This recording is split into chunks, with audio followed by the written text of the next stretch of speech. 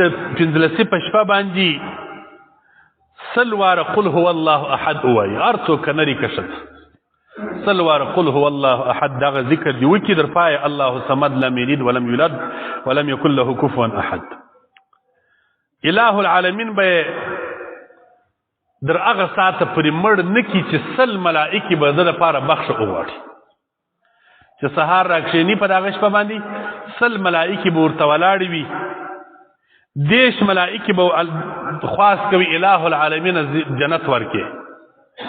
دیش ملائکې به خواست کوي الهي ته د جهنم د اورې راوساتې دیش ملائکې به خواست کوي الهي ته د خطا او د ګناه وساتې لس ملائکې به دشمنانو ته شراوي کوي دشمنان به هلاکي دا روایت هم نقل کړي نو سل واره قل هو الله احد ای وی وایست که حدیث مبارک هم ضعیف وی وایه پر درې واره قل والله ویلو باندې د یوه قرآن ویلو ثواب دی اله العالمین خو به د ثواب درکړي که دغه ملائکې روزي سولې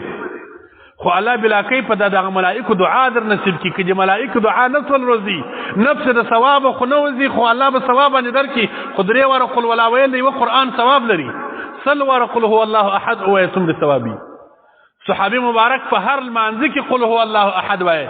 نبی کریم صلی الله علیه وسلم پر سند کې ته ولې په هر لمانځه کې قل هو الله وایه وایي د الله پیغمبر د دې صورت سره مې ډېره مینه ده ډېر محبت مې ورسره دی قل هو الله سره نبی علیه السلام وایي دغه قل هو الله به تا جنت ته بیایي ځکه د الله وحدانیت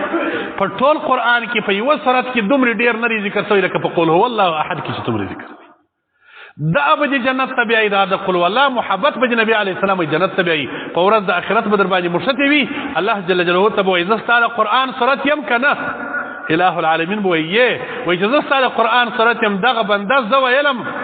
زما تلاوت یې کوي الهي یا به مام جهنم ته ورسره بیایي یا به دی راخلاصوي جنت څومره فضیلت دی وی وایي په دا شپه باندې سل واره د قل هو الله احد تلاوت وکړي نو متعدد عبادتونه وکي ما درته وویله یو خاص عبادت نه خیرات هم وکي تلاوت قل هو الله احد هم وکي ذکر او اذکار هم وکي دعاګانې